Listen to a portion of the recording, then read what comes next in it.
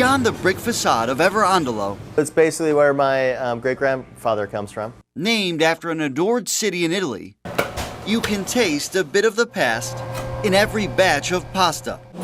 Smell a family's heritage stirring in the kitchen.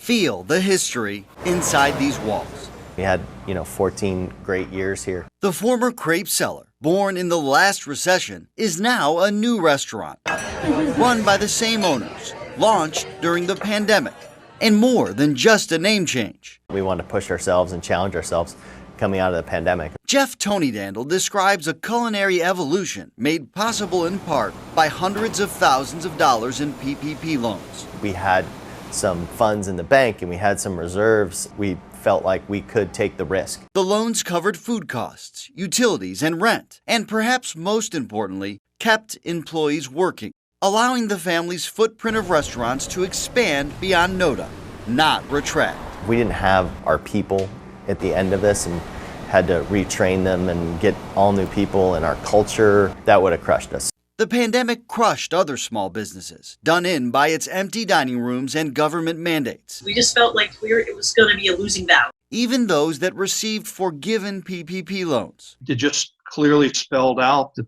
there's no path for success. Their closed storefronts now dot the landscape. I hate that the neighborhood is losing a place like this. Rising rent, hiring struggles, and supply chain issues all played a role. It is heartbreaking when you see, even if the business survives, just the challenges that they faced. Michael Rappaport says to help overcome those challenges, more programs are now available, like the Southern Opportunity and Resilience Fund, home to low-interest loans with small fees, only available to the smallest of businesses impacted by COVID.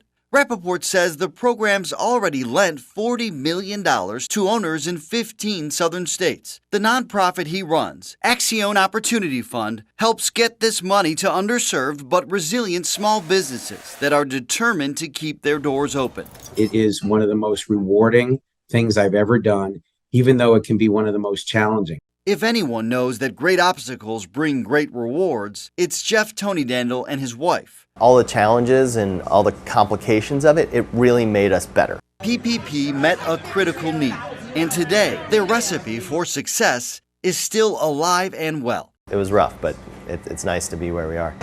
Just listen to their joy of survival and see the beauty of their rebirth. Hopefully, a happily ever Andalo.